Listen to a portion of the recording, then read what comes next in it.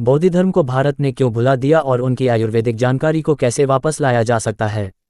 बोधिधर्मा भारत के एक महान संत, बौद्ध भिक्षु और विद्वान थे, जिनका योगदान न केवल बौद्ध धर्म बल्कि योग, ध्यान और आयुर्वेद के क्षेत्र में भी अतुलनीय था। उन्होंने भारतीय संस्कृति और ज्ञान को चीन और अन्य एशियाई देशों तक पहुंचाया। लेकिन यह विडंबना है कि भारत, उनकी जन्मभूमि, ने उन्हें लगभग भुला दिया। ये लेख बौद्ध धर्म को भारत में भुलाने के कारणों, उनकी आयुर्वेदिक जानकारी और उस खोए हुए ज्ञान को वापस लाने के उपायों पर प्रकाश डालता है। बौद्ध धर्म को भारत ने क्यों भुला दिया। 1. बौद्ध धर्म का पतन। 7वीं-8वीं शताब्दी के बाद भारत में बौद्ध धर्म का पतन शुरू हो गया।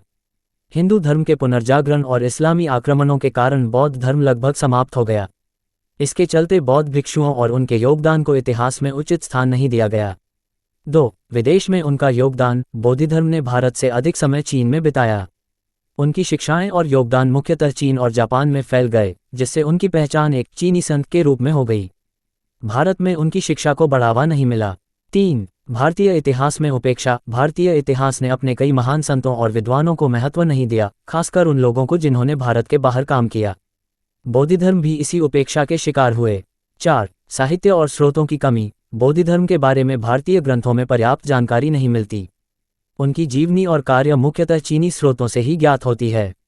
बौद्ध धर्म की आयुर्वेदिक जानकारी और योगदान। बौद्ध धर्म न केवल एक योगी और ध्यान के आचार्य थे, बल्कि आयुर्वेद के गहन ज्ञाता भी थे। उनके बारे में कहा जाता है कि उन्होंने शाओलिन भिक्षुओं को न केवल ध्यान और कुंग-फू सिखाया, बल्कि आयुर्वेदिक औषधियों और शारीरिक व्यायाम के महत्व को भी समझाया। 1. शरीर और मन का संतुलन। बौद्ध धर्म का मानना था कि ध्यान और शारीरिक स्वास्थ्य एक दूसरे से जुड़े हुए हैं। उन्होंने आयुर्वेदिक सिद्धांतों के माध्यम से भिक्षुओं को सिखाया कि कैसे एक स्वस्थ शरीर ध्यान के लिए आवश्यक है। 2. आयुर्वेदिक चिकित्सा। बौद्ध धर्म ने चीन में भारतीय औषधियों और जड़ी बूटियों का उपयोग करना सिखाया। उन्होंने रोगों के उपचार के लिए आयुर्वेदिक सिद्धांतों को चीनी चिकित्सा के साथ जोड़ा।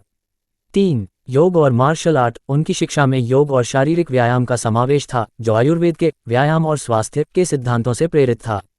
आज का शाओलिन कुंग-फू उन्हीं के द्वारा शुरू किए गए शारीरिक व्यायाम का विस्तार है। उनकी आयुर्वेदिक जानकारी को वापस कैसे लाया जा सकता है।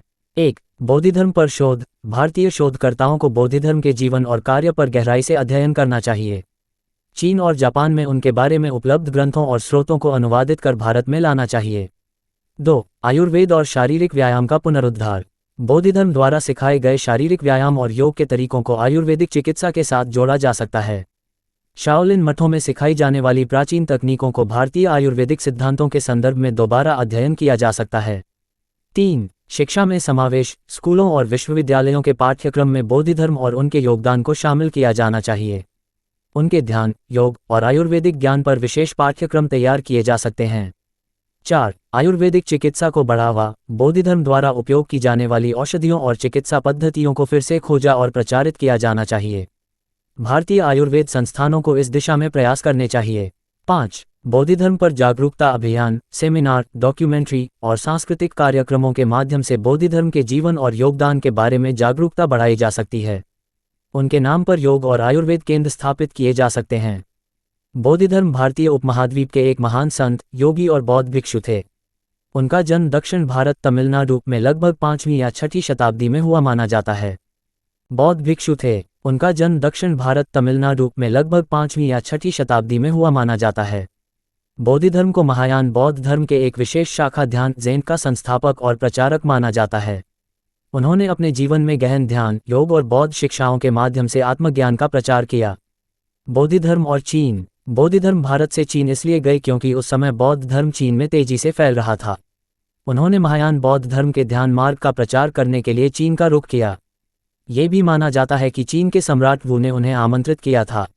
हालांकि सम्राट और बौद्ध धर्म के बीच विचारधाराओं का मेल नहीं हुआ, जिसके बाद बौद्ध धर्म शाओलिन मठ, शाओलिन मॉनेस्ट्री में बस गए। चीन में उनका योगदान। 1. ध्यान योग ज़ेन का प्रसार। बौद्ध धर्म ने ध्यान को आत्मज्ञान का प्रमुख साधन माना। उनकी शिक्षाओं ने चीन में चैन परंपरा, जो बाद में जापान में ज़ेन के रूप में प्रसिद्ध हुई, की नींव रखी। 2. शाओलिन मठ और मार्शल आर्ट। बौद्ध धर्म ने शाओलिन भिक्षुओं को शारीरिक और मानसिक रूप से मजबूत बनाने के लिए विशेष शारीरिक व्यायाम और मार्शल आर्ट कुंग-फू सिखाया। ये कहा जाता है कि आज का शाओलिन कुंग-फू बौद्ध धर्म की ही देन है। भारत में बौद्ध धर्म को भुला दिया गया। भारत में बौद्ध धर्म को अपेक्षित मान्यता क्यों नहीं मिली, इसके पीछे कुछ कारण हो सकते हैं। 1. बौद्ध धर्म का पतन। 7वीं शताब्दी के बाद भारत में बौद्ध धर्म धीरे धीरे कमजोर हो गया। हिंदू धर्म के पुनर्जागरण और इस्लामी आक्रमणों के कारण बौद्ध धर्म भारत से लगभग विलुप्त हो गया। 2. चीन में उनका योगदान। बौद्ध धर्म ने अपने जीवन का अधिकांश हिस्सा चीन में बिताया, इसलिए उनकी ख्याति भारत से ज़्यादा चीन और जापान में फैली।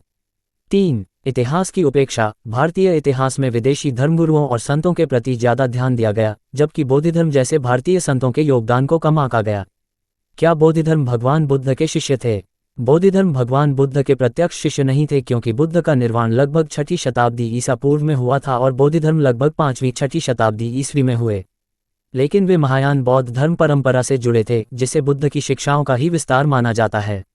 निष्कर्ष। बौद्ध धर्म एक महान भारतीय योगी और बौद्ध भिक्षु थे जिन्होंने ध्यान, योग और बौद्ध धर्म को नई ऊंचाइयों पर पहुंचाया। उन्होंने भारत की प्राचीन परंपराओं को चीन और जापान तक फैलाया। हालांकि भारत में बौद्ध धर्म की गिरावट के कारण बौद्ध धर्म को उनकी मातृभूमि में वह पहचान नहीं मिली जिसके वे हकदार थे। आज भी चीन और जापान में बौद्ध धर्म को गहरे आदर के साथ याद किया जाता है। बौद्ध धर्म न केवल भारत के महान संत थे, बल्कि भारतीय ज्ञान परंपरा के प्रतीक भी थे। उनके ध्यान, योग और आयुर्वेदिक ज्ञान ने एशिया के कई देशों में एक नई दिशा दी। आज भारत को अपने इस महान संत को फिर से पहचानने और उनकी शिक्षाओं को पुनर्जीवित करने की जरूरत है। आयुर्वेद और ध्यान, जो भारत की प्राचीन विरासत हैं, बौद्ध धर्म के नाम से और भी अधिक समृद्ध हो सकते हैं।